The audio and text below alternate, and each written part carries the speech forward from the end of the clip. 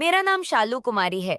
मैं 17 साल की कुमारी लड़की हूँ। मैं बिहार की रहने वाली हूँ। आज जो मेरे साथ घटना हुई है, मैं आप लोगों को एक कहानी के जरिए से बताने वाली हूँ। एक दिन मेरे मम्मी पापा किसी काम से दिल्ली गए थे, तो मेरे घर में मैं और मेरा बड़ा भाई, जिसकी शादी हो चुकी है, और भाभी भी, जो अपने घर चली गई थी, तो मैं और मेरा बड़े भाई दोनों ही घर पर अकेले थे।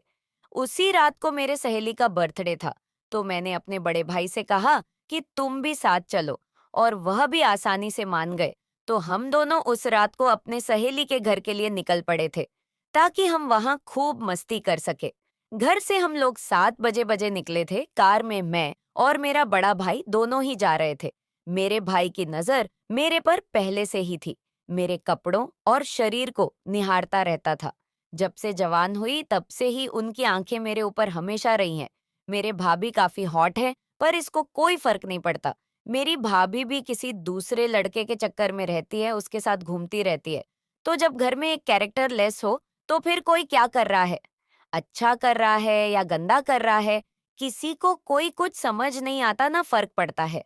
मेरी मम्मी भी कभी मेरी सपोर्ट नहीं करती, क्योंकि वह खुद ही पैसों के लिए किसी के साथ भी सब कुछ करने के लिए तैयार हो जाती है। जब घर में सब लोग कैरेक्टर लेस हो, तो एक इंसान सही नहीं रह सकती। मैं उसी में से थी। मैं कोशिश करती थी कि मैं ऐसा कुछ भी नहीं करूं जिससे मेरी इज्जत पर आंच आए। इस वजह से मैंने कभी किसी बॉयफ्रेंड लड़के के चक्कर में नहीं पड़ी। तो आपको समझ आ गया कि मेरा परिवार कैसा है। ऐसे में जब अकेला इंसान हो और उसके साथ एक लड़की हो, अंधेरी रात हो, सुनसान जगह पर कोहरा हो, तो बातें और भी आसान हो जाती हैं। वही मेरे साथ भी हुआ है। 10 बजे के करीब हम लोग यमुना किनारे में पर थे। 1 घंटा चलने के बाद आगे जाकर काफी कोहरा हो गया था। तो भैया बोले कि कोहरा ज्यादा हो रहा है और हवा भी चल रही है, तो अगर थोड़ा देर रुक जाएंगे तो हवा कोहरे को उड़ा ले जाएगी। इस वजह से उन्होंने अपनी कार को रोड के साइड में लग दिया। साइड में हम दोनों ही कार में थे। हम लोग रास्ता साफ होने का इंतजार कर रहे थे। क्योंकि हवा चल रही थी, तभी भैया मेरी रीफ करने लगे कि शालू, तुम बहुत खूबसूरत और हॉट हो। तुम्हारी भाभी मुझे उतना प्यार नहीं कर पा रही है, क्योंकि वह किसी और के चक्कर में रहती है। वह बात तुम्हें भी पता है।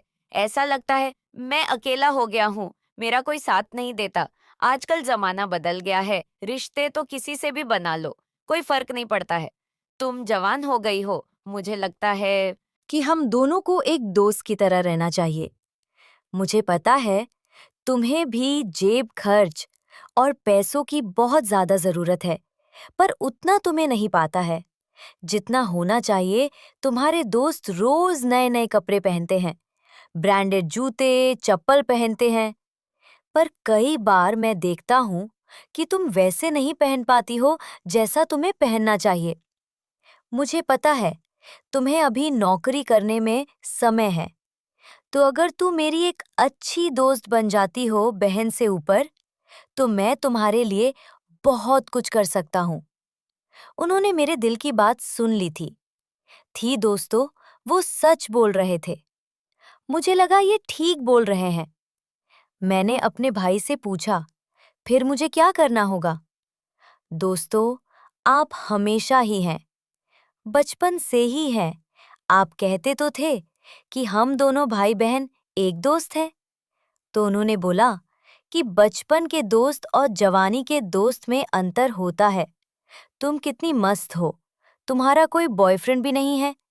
तुम्हारा भी मन करता होगा और मेरा भी मन करता है, क्योंकि तुम्हारी भाभी मेरे साथ नहीं रहती है और ऐसी भी है, तो सास सोने में नखरे करती है। तुम समझ रही हो मैं क्या बोल रहा हूँ? उन्होंने ऐसा कहा। मैं समझ चुकी थी कि वो मुझे फंसाना चाहते हैं। मुझे लगा कि घर की बात घर में रह जाए और मेरा काम भी बन जाए और मेरे भाई का काम बन जाए, तो इससे बढ़िया बात और क्या हो सकती है। मैं अपना सर झुकाया। भाई समझ गए कि मैं हाँ बोल रही हूँ। उसके बाद भाई ने कार में ही मेरी बदन को धीरे धीरे धीरे सहलाने लगे। उनके छोटे ही मेरे बदन में करंट लग गया। कुछ ही देर में वो सपना सुध-बुध खो बैठे थे। मेरे साथ गलत करने का मूड बना लिए थे। आगे की कहानी के लिए कमेंट में पार्ट 2 लिखें और वीडियो अच्छी लगी तो वीडियो को लाइक और चैनल को सब्सक्राइब जरूर करें, जिससे हमारी दूसरी पार्ट आपसे मिस ना होए। धन्यवाद।